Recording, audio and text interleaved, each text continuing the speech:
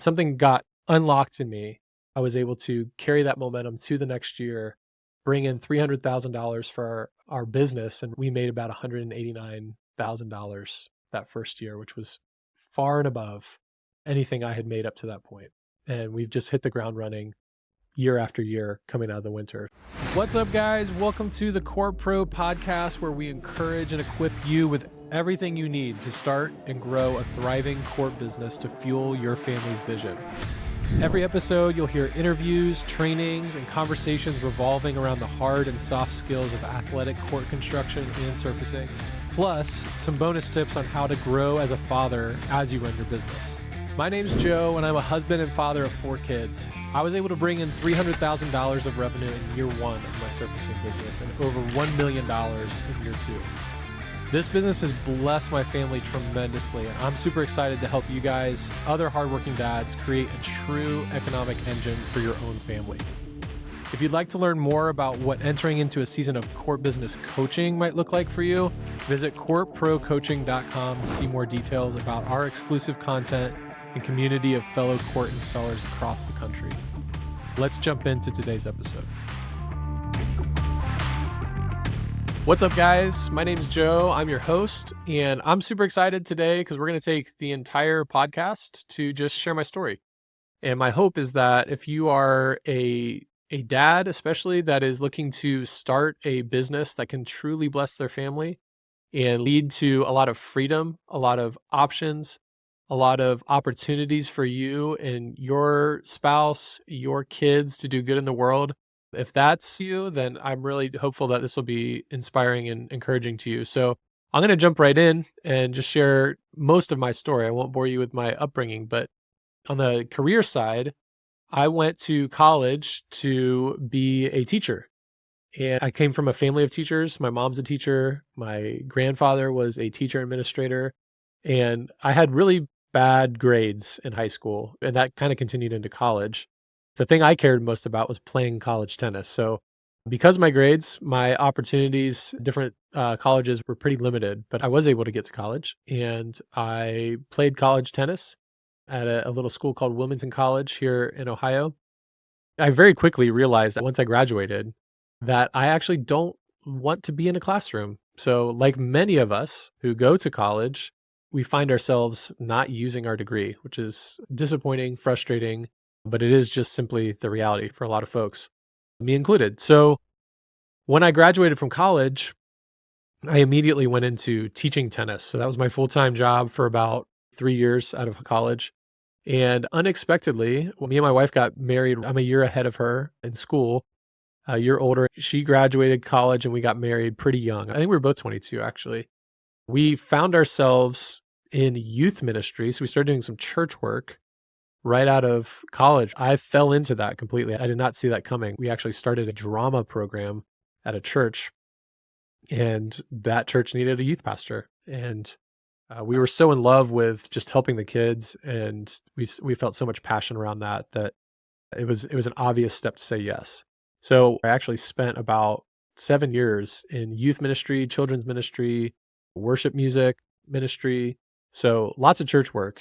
And through a variety of circumstances, I realized 7 years into that trajectory that I actually wanted to test to see. It was very much a faith thing, but I was like, man, would I love people in the same way if I didn't get paid to do it? There were a lot of those types of questions.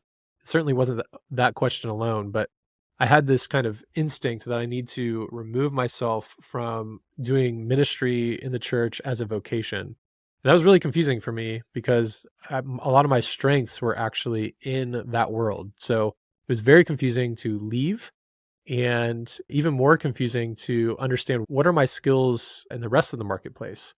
And that was very much a journey. I spent about a year working for a friend of mine who was gracious enough to invite me into his business where he was flipping stuff on eBay at a large scale. So I'm taking pictures in his basement of different pillowcases and costumes and rugs. It was not the most glamorous job, but I'm super grateful for it. So that started my transition and gave me a chance to really reflect on the church time, and also gave me financial space. At that time, we had 1, maybe 2 kids. Money ran out for that position. for that business. And so he graciously gave me a little bit of runway and then said, "You got to get out of here." So then I took another job where I essentially put plastic pieces together to create IV pump parts. And that job was very good for me at the time. It provided for our family's needs. But I think the biggest benefit of that job, I was there about 2 years, was that it gave me time. So in that job, I had the ability to just listen to headphones 8 hours a day. And so it took me about 6 months just listening to like random music while I was doing my job. The job it's like putting puzzles together over and over and over, the same puzzle. And so I realized, oh my gosh, I'm only using like 20% of my brain capacity on this job. So I realized, oh man, if they're letting us use headphones, I could really go to school on any topic that I want to, 8 hours a day. And because my grades were really bad in high school and college, I was not a great learner up until this point. I really saw an opportunity to learn. And I think that the combination of the opportunity with the questions that I was asking at that time really set me up to start to take off when I was, close to, man, I must have been 29, 30 years old. And at that point, we had 3 kids. The questions I was asking were, how do I become a good dad? It was not obvious to me how to be a good father. I thought it would be. I'm a pretty personable guy. And I was like, I don't know how to be a good dad. Like, how do I do this? This should be more intuitive. So yeah, lots of dad questions. Dad, husband, how do I lead a family? The second one was some of those faith questions that I had wrestled with in a previous season. And the last one the last question I was asking was, how do I become more financially literate? So because I didn't pay attention in any of my economics classes or math classes or any class, I felt very behind in the way that I should think about money. And so, but I had all this time at this job. So I went to work. I literally went to work on learning how to be a good dad, how to become more financially literate, and how to think about my faith in a world where truth is really seems to be up in the air. And yeah, I was trying to untangle my own upbringing in regards to faith. So I'm listening to podcasts, I'm listening to YouTube videos, I'm going down all these YouTube rabbit holes while I'm working. For, I would say, 9 months to a year, I was listening to audiobooks, really just trying to immerse myself in any experts that could give me any kind of guidance that I hadn't yet received. At that point, about a year and a half into that job, I listened to a podcast where it was called Dad Tired. If you guys want to go check it out, it's a great podcast. And there was a guest on that episode who talked about all 3 of those topics in one podcast episode. It's like 45 minutes. In a way, he talked about each of these topics, faith, family, business, in a very integrated way that I've never heard anybody talk about these things. And it felt so personal to me as I listened to it. And at the end of the podcast, this guest, his name's Jeremy Pryor. You guys should go check out some of his stuff. He's a good friend of mine now. But I reached out to at the end of the podcast, he says we have a nonprofit that we run here in Northern Kentucky, and I'm in Cincinnati. And so Northern Kentucky is, right next door. And I was like, oh my gosh, this guy's really close to me. So I reach out to him, and long story short is he becomes a mentor of mine, and he offers for me to come and kind of learn under him, and even provided me with a job in that nonprofit. But the stipulation for hiring me was, and I loved this stipulation. It was, look, we're going to support you full time to help with the nonprofit, but we're also going to coach you on how to develop other income streams. So, he's going to coach me in family. He's going to coach me in business and the faith stuff. So it was an absolute godsend, truly, in the truest sense. I felt very, very much that God just said, here you go. You've been hungry. Go for it. So I did. So the next couple years, I'd say the next 18 months, 2 years, I helped Jeremy with his nonprofit, and he started to coach me in how to be a better dad and how to view my family as a team with me as the coach. And it was so deeply impactful. He taught me how to organize my time, how to think of my week as a series of opportunities to create my ideal 7-day chunk. And so just keep iterating on it. I was learning so many skills, and I continue to learn from him. It's been great. So in terms of the asset building, and developing some of these income streams, I remember I had tried to start this pickleball coaching business because I had a background in teaching tennis, and I was like, oh man, I can learn how to teach pickleball. It's a much easier game. And my doubles partner from college had actually invited me to play in a pickleball tournament. And that was the first time I had really experienced the pickleball culture, and I was totally captivated by it. How friendly the people were, how open the community was to beginners and new folks. And so I was like, man, this is way different than tennis. Just the vibe is different, and I like it. And so I took the opportunity to, what I thought was the opportunity to create a coaching business. We called it Pickle Fam. And we did corporate events. We did, I taught pickleball lessons to groups and individuals. It was a lot of fun, but it wasn't making money.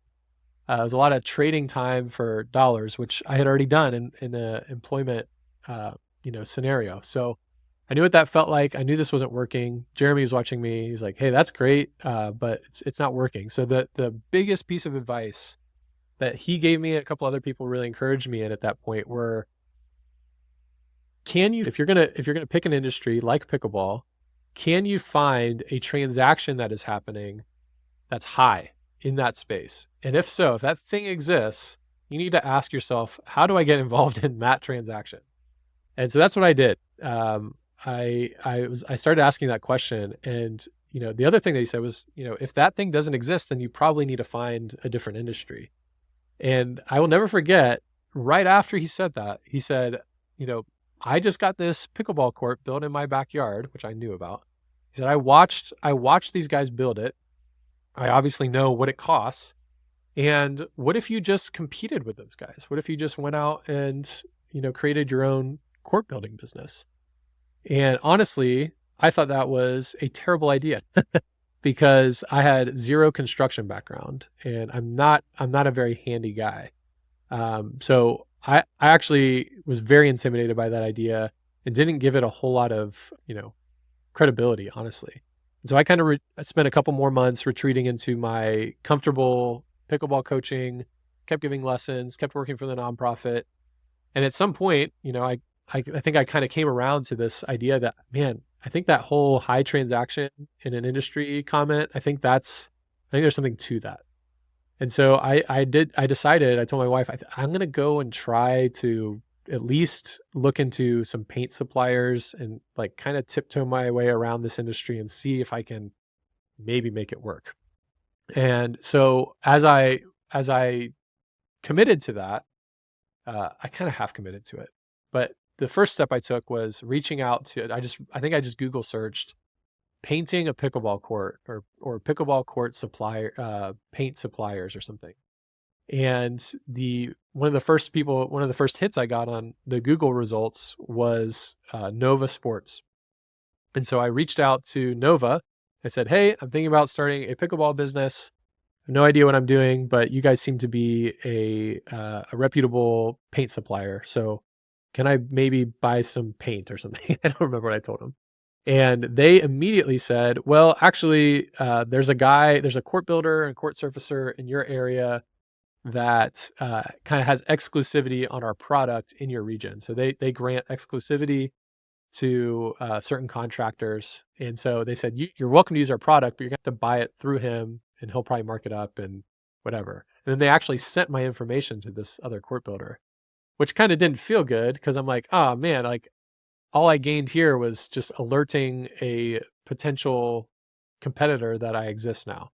And so because that email got that inquiry form got forwarded to my potential competitor, he reached out to me and said, hey, cool that you want to start a business. Yeah, let us know if you want to buy some paint.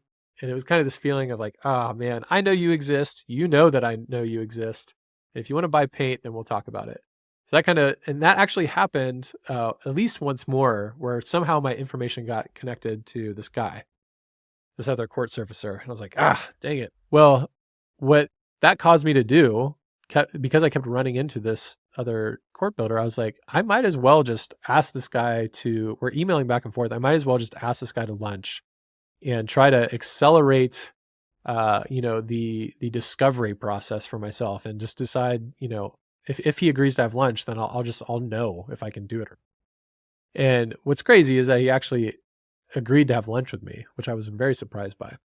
So, I'm kind of explaining. So we have lunch. I'm kind of explaining to him why I want to start the business, and he says to me, he's just listening. He's probably late 50s, maybe close to 60 years old.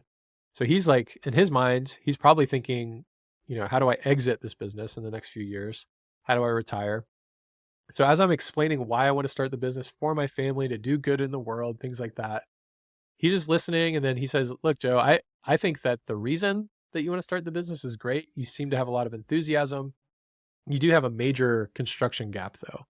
The fact that you have, that you're not handy, that you haven't worked with many tools before, that is going to be a challenge for you. I was like, I know.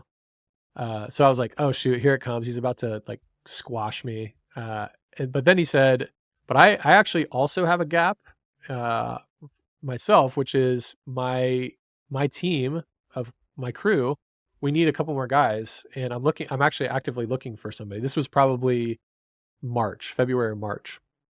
And he said, we've got this upcoming season and I could use another guy. So if you want to learn this business, I would be willing to take you on to my team, and you can learn everything about the business. You can ask me, any questions you want about, how I do sales. We'll have lots of time in the truck together.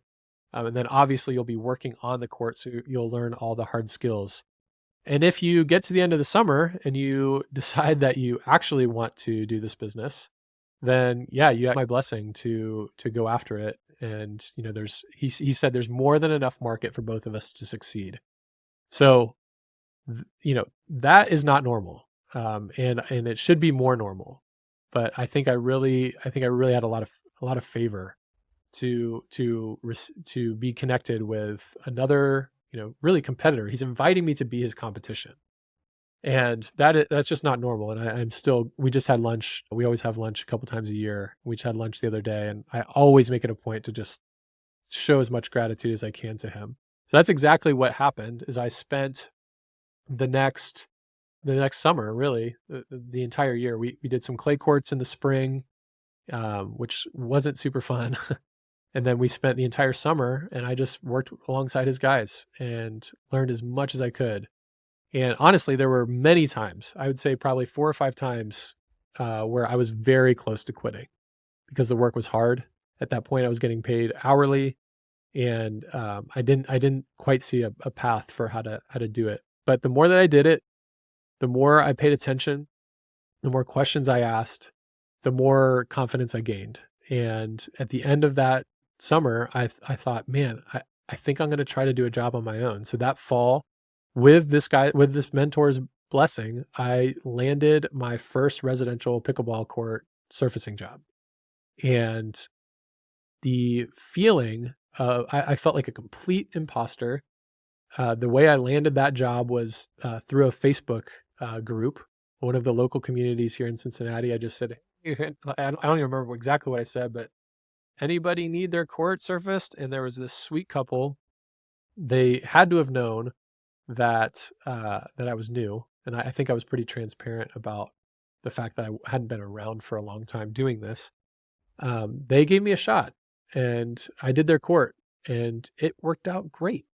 And when I got the deposit check alone, because up to that point, like I said, I had been in ministry. There's no money in church work, and the jobs that I had after that season of working in the church were very much paycheck to paycheck for our family, and no clear path for advancement or increase in salary. So at that point, when I got that deposit check, I was like, oh my gosh, this is real money.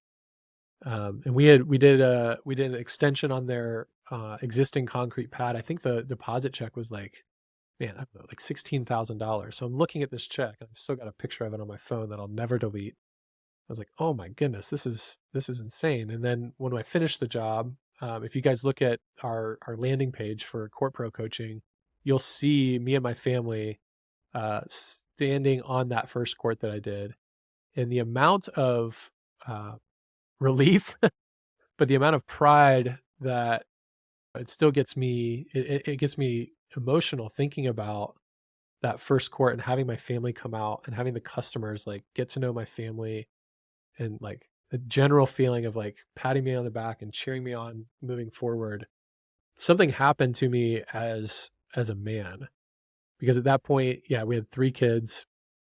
And if you look at that picture, there's actually my wife's holding a little pickleball next to her stomach, because we used that picture as an announcement that we were pregnant.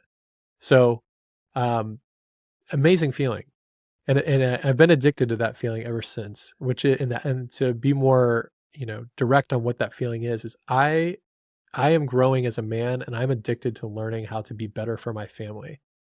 So, that's my story, guys, on how I got to be a court surfacer. And there's much more to the story since then. I've learned a ton over the last few years on what to do and what not to do. That's what this podcast is all about.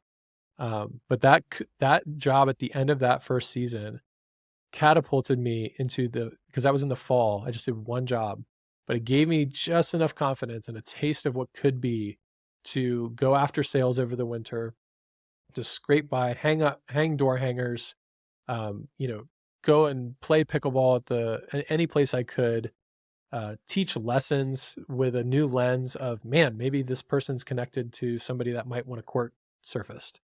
And something got unlocked in me to where I was able to carry that momentum to the next year, bring in $300,000 for our business. And we made about $189,000 that first year, which was far and above anything I had made up to that point.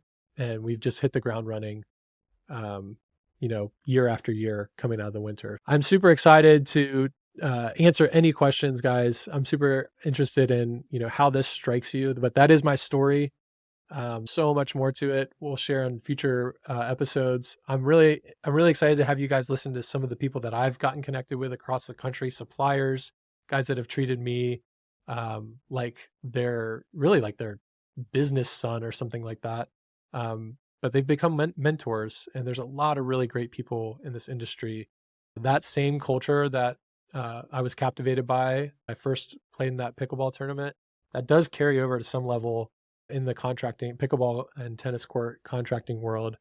A lot of us are cheering each other on. There's a lot of people there's some negativity out there, but there's some really good guys that are going after this. So super excited to share more of my story with you guys. And we're going to hear other stories too. There's several guys in our coaching group that are absolutely killing it for their families. So really looking forward to future episodes with suppliers, with other contractors, and everybody in between. So yeah, until the next episode, that's my story. Well, guys, thanks for listening to today's episode. If you'd like to learn more about Court Pro coaching or discover what a season of coaching might look like for you, visit courtprocoaching.com. We'll see you for the next episode.